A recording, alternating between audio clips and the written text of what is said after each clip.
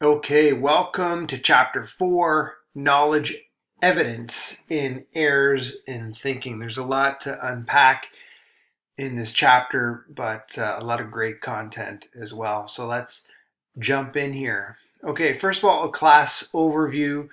We are in week 5 at this point, so you should have handed in your assignment number 1, which was our 25%.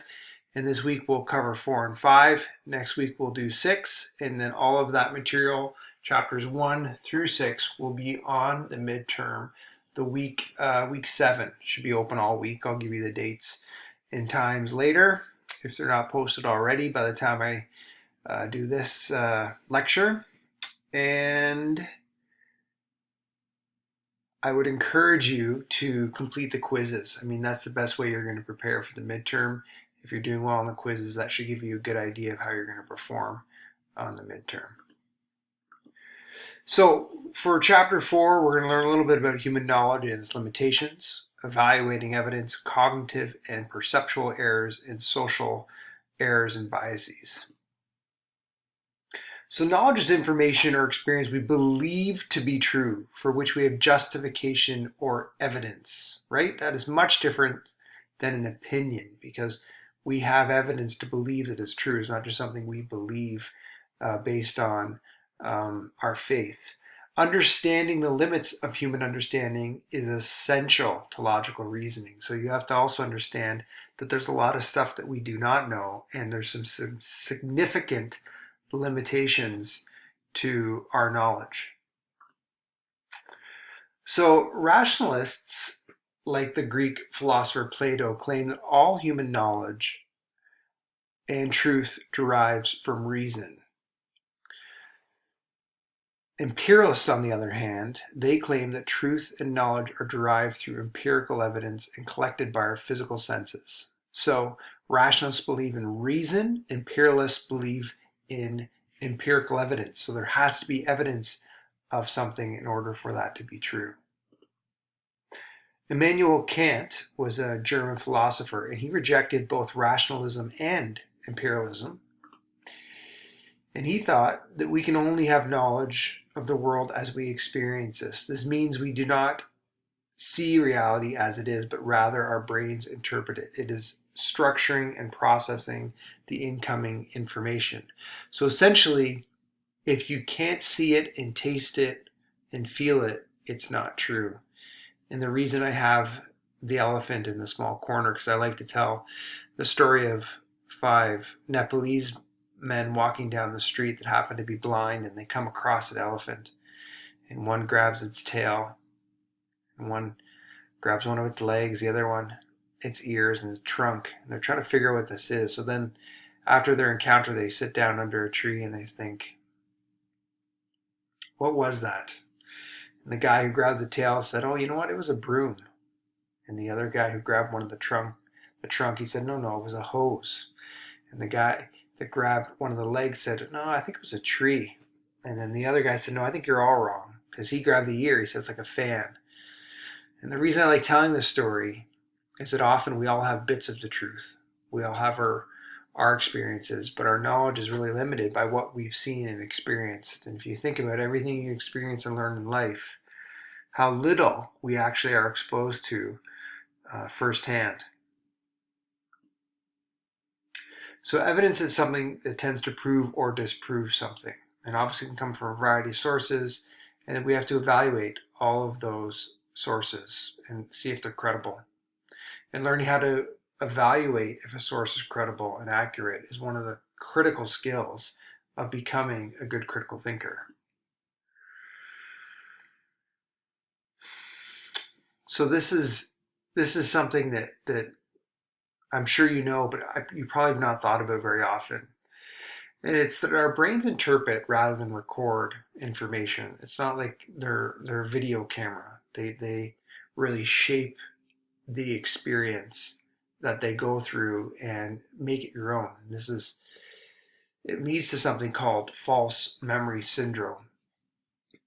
And for those of you who don't know, in 1976, everyone got together in the U.S. To see this shuttle take off, and they packed the stands, and they had balloons and popcorn and a band, and it was a big celebration. And this rocket took off, and then shortly after it exploded in the air, which was obviously very devastating for everyone. And what was interesting about that is they interviewed everyone who saw that in person a few months later, and they had different interpretations of what happened. And this clearly demonstrates that your brain, I don't want to say play tricks on you, but it definitely shapes memories. And two people could see the exact same thing, yet walk away thinking that something different occurred. So it's really important when you think about how we trust our memories. And in reality, we shouldn't, because they're very poor at recalling what actually occurred.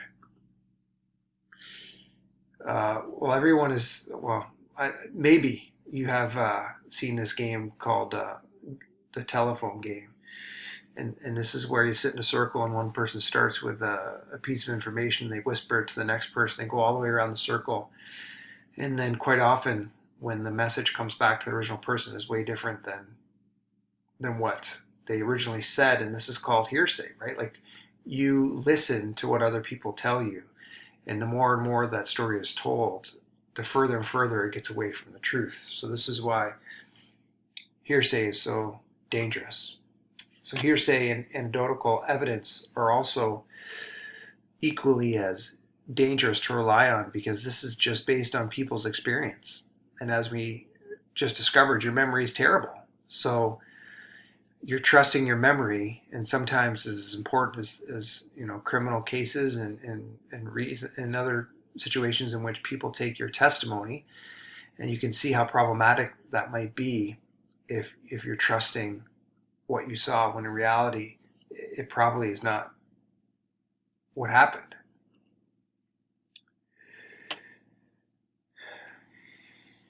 I'm going to go back here for 1 second. Another example of how your memory changes is if two people have a first kiss together, and they both walk away, and one person thinks about that over and over and over again, and the second person doesn't think about it at all, and they get back together after a couple weeks, and they're told to sit down and maybe write out their experience and how that occurred and what happened. The person who thought about it less often has a more accurate interpretation of the events that took place. And it's because the person who thought about it more shaped the experience into something that they wanted to believe. So you got to think about that when the next time it comes to you being so adamant that your memory is accurate. So really, we want to turn to experts when it comes to figuring out who's telling the truth and what is reputable information. And we base expertise on education, experience, reputation, and accomplishments. And if people have those four things, often those are people that we should at least hear out. And if they're lacking those things, then maybe we don't hold that individual's opinion as high, because maybe it's more of an opinion than it is an expert's perspective. So inadequate research can lead to misrepresentation of a product. This, for those of you who are not aware, this is Michael Phelps, and he is I would say probably without a doubt, the most decorated swimmer in all of Olympic history.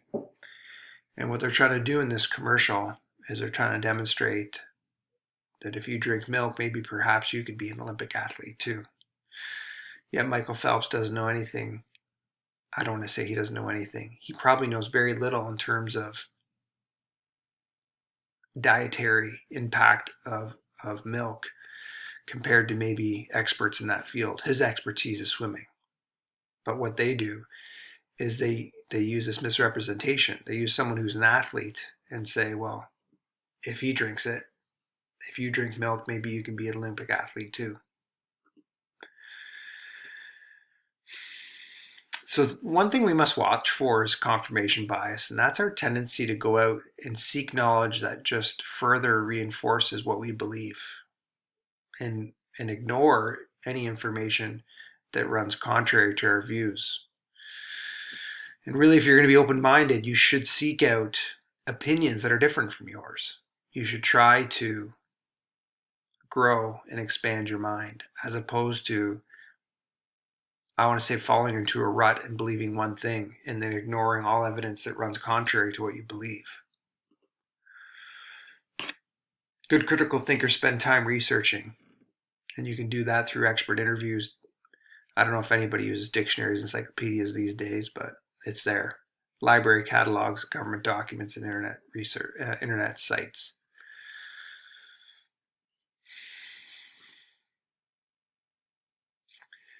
Although emotion has traditionally been blamed for faulty reasoning, studies suggest that many of our errors in thinking are neurological in nature. So it's not necessarily emotion that impacts our thinking in a negative way. It's the way we're wired neurologically. And most of these errors are either cognitive or perceptual errors. So we talk about memory event errors. And those are the errors in which your memory just isn't very reliable. And probability errors we'll get into. So we talked about this briefly, how our minds are not recording devices, and instead they construct a picture of reality like artists do, filtering our perceptions and filling in missing information. And we begin to shape experiences and events to kind of suit what we think really happened.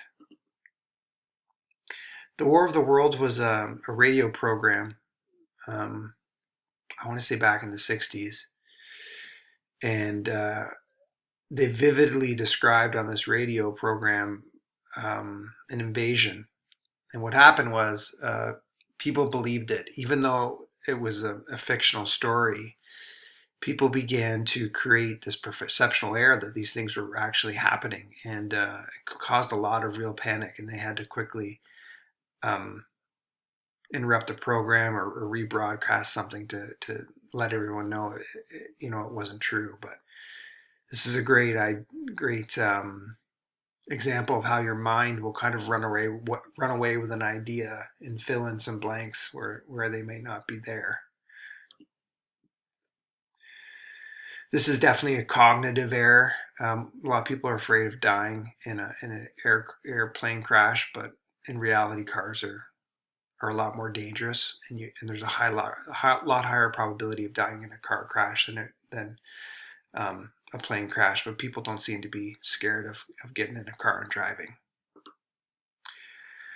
Gambler's error is just a misunderstanding of probability, and it's where you might go to Casino-Rama and see someone betting on red a couple times and losing, and then you assume that, okay, well, if it's between red and black, and red has not come up the last couple of hands, maybe it will next time. And that's just misinterpreting the idea that the probability is always the same. It's always 50-50. But you begin to think, well, how many times in a row could red come up? And the reality is it's always a 50% probability of coming up. Here's another, cognitive error. It's when in the 1930s people started to panic because they felt like the banks were running out of money. You could look at this photo, you can see kind of the hysteria outside the banks, and people were going and withdrawing all their money. This is what caused the banks to fail in the Great Depression, or at least one of the big variables in the Great Depression in the 1930s was this thinking that the banks were going to run out of money. As highly social animals, social norms and cultural expectations exert a strong influence on how you perceive the world. So you have to know that the way you think is largely influenced with how you were raised, and that if you were from another part of the world, you might think differently, and you'd have different social expectations and different stereotypes and different types of pressure. So depending on where you were born and how you were raised, those pressures and those errors are going to be different. So diffusion of responsibility is the idea that there's a problem, but so many people see it, so someone else is taking care of it, and it's not my problem. And what you do is you diffuse your responsibility to take care of an issue because you feel like so many other people are exposed to it, someone must be doing something. And there's a phenomenon. There's a story too of people being assaulted and raped in front of crowds, and people don't do anything because they expect someone else to jump in. And that's called diffusion of responsibility. Man, there's a lot of dark history about people going after young women in the community when the crops fail and accusing them of being witches, basically saying, well, the corn's harvest wasn't successful this year, so it must be because of a witch. And they'll go out and they'll find a poor young woman, and they'll tie her to a stake and set her on fire because they believed that it was because of this witch, and as long as they burn her and sacrifice her, that the gods will give them a bounty or a great harvest because they've made this huge sacrifice. So there's a pretty significant error in thinking there. The Asch experiment we went through at the beginning in the video. So although knowledge is a crucial component of effective critical thinking, we must recognize that sources of knowledge, reason, and expertise are subject to distortion. Yeah, you have to understand that you have to take everything with a grain of salt and make sure that the evidence and what you experience is backed up by rational thought. And as critical thinkers, we must be aware that these limitations and conduct research. We have to be aware of these limitations and conduct research thoroughly, with minds open to both supportive and contradictory evidence. Right? You can't fall into the trap of the confirmation bias, where you only seek out information that you believe is true or that supports your previous claim. Okay, so that is a quick overview of Chapter 4. Here are the learning outcomes one more time. So if you've understood to some degree the human knowledge and its limitations, evaluating evidence, cognitive perceptual errors, and social errors and biases, that's great. If you have any questions about any of that information, please don't hesitate to ask, and please make sure you take the quiz to really test your knowledge in this area.